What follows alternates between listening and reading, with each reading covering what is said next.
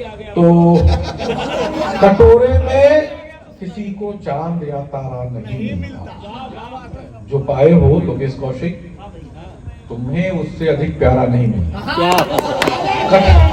कटोरे में किसी को माताएं दिखाती थी ना, कटोरा में पानी रख के कि चंद्रमा उतर जाएंगे। कटोरे में किसी को चांद या तारा नहीं मिलता, जो पाए हो तुम्हें उससे अधिक प्यारा नहीं मिलता। और पुरातन श्लोक है, हम 10 उंगली जोड़कर सुनिए, ये मौका अच्छे अच्छों को भी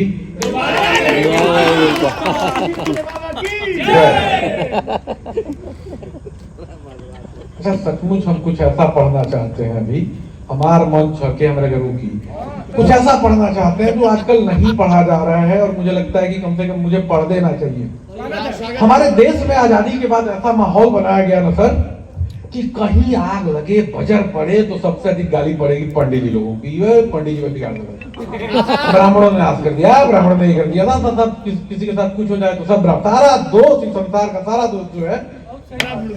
तो एक कविता मैंने लिखी, ब्राह्मणवाद, 8-10 पंक्तियां हैं। और हाँ, लोकतंत्र का हासिल क्या है? ब्राह्मणवाद से आजादी।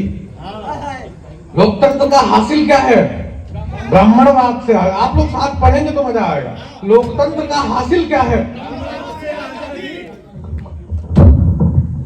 इस जीवन का मकसद क्या है? आजादी का मतलब क्या है? हर एक मर्ज की एक दवा है। सर, घर में बीबी लड़े तो मांगो,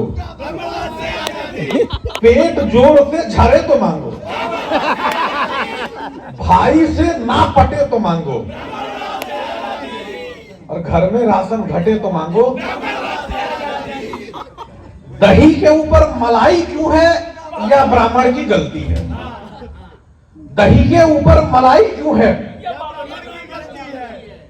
और भारत में महंगाई क्यों है? दही के ऊपर मलाई क्यों है, भारत में महंगाई क्यों है, और लड़ता भाई भाई क्यों है, और कोई कहीं कसाई क्यों है? पॉल्यूशन को कम करना है तो ब्राह्मण को गाली दो, होता है ना? पॉल्यूशन को कम करना है तो ब्राह्मण को गाली दो, भ्रष्टाचार खत्म करना है तो ब्राह्मण को गाली दो, और दुखते पर मरहम करना है तो ब्राह्मण को गाली दो, बदली दीन धर्म करना है तो ब्राह्मण को गाली दो। और जो सत्ता से बाहर है वो भी ब्राह्मण से लड़ता है। पूर्व उप मुख्यमंत्री जी को लगातार सुन रहे होंगे आजकल आप लोग। जो सत्ता के बाहर है वह भी ब्राह्मण से लड़ता है, जो सत्ता पर काबिज है वह भी ब्राह्मण से लड़ता है, जो सत्ता को ताड़ रहा वह भी ब्राह्मण से लड़ता है, और जो सत्ता को मार रहा, यहाँ आप को किस समझ सकते हैं तब भी चलेगा, कोई दिक्कत नहीं। जो सत्ता के बाहर है वह भी ब्राह्मण से लड़ता है, जो सत्ता पर काबिज है वो भी ब्राह्मण से लड़ता है, जो सत्ता को ताड़ रहा वो भी ब्राह्मण से लड़ता है, जो सत्ता को मार रहा वो भी ब्राह्मण से लड़ता है। किसी की आत्मा जाग गई भैया, किसी की आत्मा जाग गई वह ब्राह्मण को गरियाएगा। किसी की आत्मा जाग गई वो ब्राह्मण को गरियाएगा। किसी की बीवी भाग गई, थोड़ा सा बोलिए, किसी की आत्मा जाग गई वह ब्राह्मण को गरियाएगा। किसी की बीवी भाग गई, कोई लेखक ना बन सका, किसी की पुस्तक नहीं बिकी।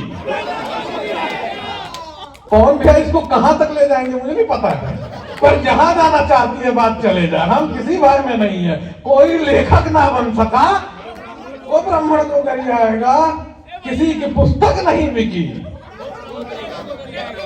एक तरफ भिखमंगा भी है और शोषण भी करता है,